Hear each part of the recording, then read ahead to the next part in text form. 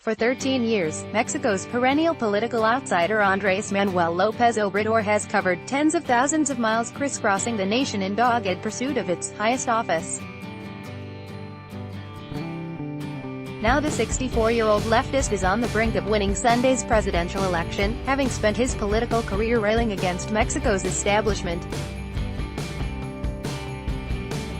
Years of mounting drug violence, sluggish economic growth and corruption have gradually eroded the credibility of the political class, leaving López Obrador as the last man standing. Pledging to clean up government, reduce inequality and subdue gang violence, he promises to transform a country he says has been debased by the few at the expense of the many.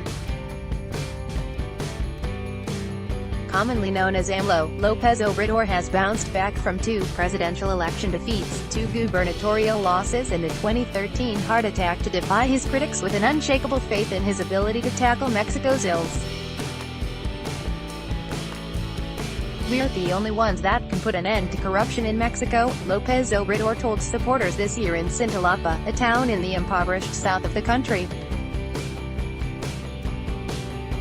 Few politicians have established such a connection with the millions of underprivileged families in Mexico as López Obrador, a baseball fan who regularly campaigns festooned with garlands, flowers and gaudy sombreros from provincial rural communities. Like U.S.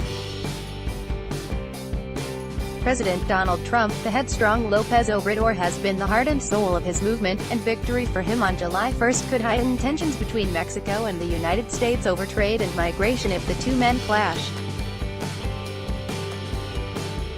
The prospect of a showdown between the blunt López Obrador and Trump over the planned U.S.-Mexico border wall and the Americans' efforts to renegotiate the North American Free Trade Agreement, NAFTA, has both friends and enemies worried.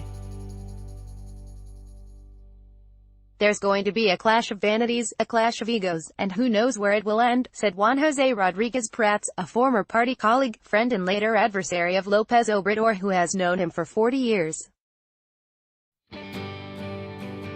Modest family born into a family of modest means in the southeastern state of Tabasco, López Obrador worked in the 1970s for the state's Indigenous Affairs Bureau. At times, he would sleep in the open if he did not make it back home with the indigenous villagers by nightfall. Once his bastions were across the south. Now, however, he has extended his support into the richer north. First a member of outgoing President Enrique Peña Nieto's Institutional Revolutionary Party, PRI, he quit the PRI in the 1980s and twice failed to be elected Tabasco's governor, staging a protest march to the capital after his second loss in 1994. That raised his profile at a time of growing opposition to the PRI, and in 2000 he was elected mayor of Mexico City, where his administration was widely viewed as pragmatic, providing a springboard for his first tilt at the presidency. Narrowly defeated in the 2006 election, he again claimed he had been robbed.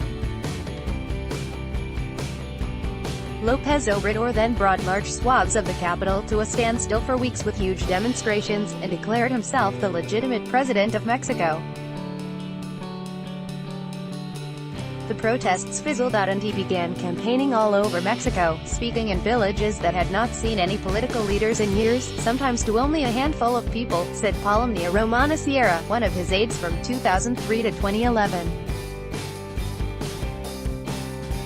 He spoke with the same energy under a tree in front of 10 people as he did in the full Zócalo, Sierra said, referring to the square in the heart of Mexico City that holds about 100,000 people. Nobody works the microphone like him. He became so famous that a village in the southern state of Oaxaca put up roadblocks to make him stop.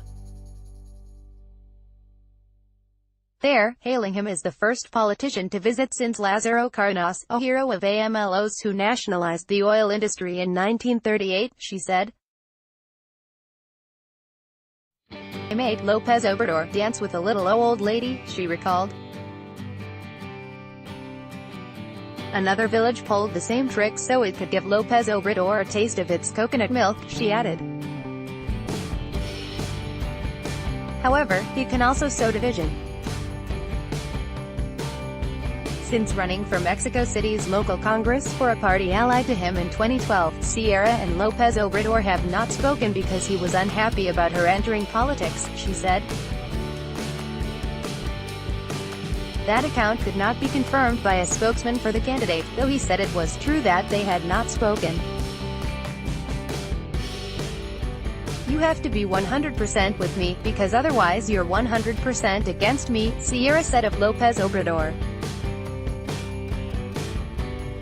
Sierra, who recalled the split with sadness, is now part of the right-left coalition supporting his rival, Ricardo Anaya, a former head of the center-right National Action Party, PAN.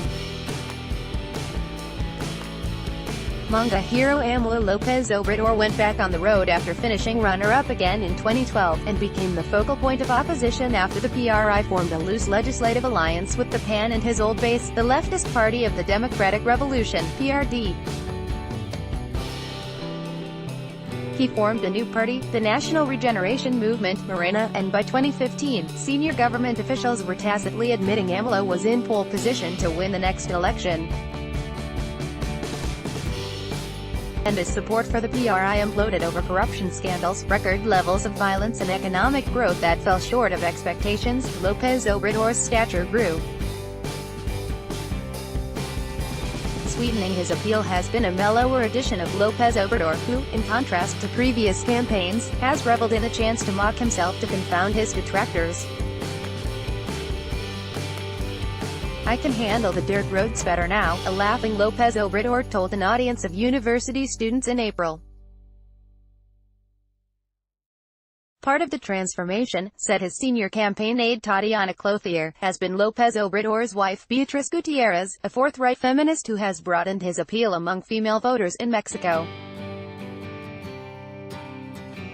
Using social media, both women have helped soften his once prickly image, tweeting lighthearted pictures of López Obrador as Superman as well as a short manga-style cartoon made by a fan featuring AMLO as a corruption-busting hero.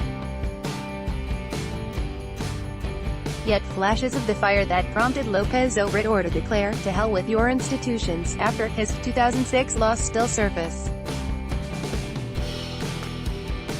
His response in the presidential debates to criticism was often just to point to his massive poll lead. If Mexico's problems persisted under his rule, critics worry López Obrador's opposition instincts may lead him to keep pinning the blame on others, potentially polarizing the country. Reporting by Dave Graham, additional reporting by Frank Jack Daniel, editing by Daniel Flynn and Lisa Shoemaker.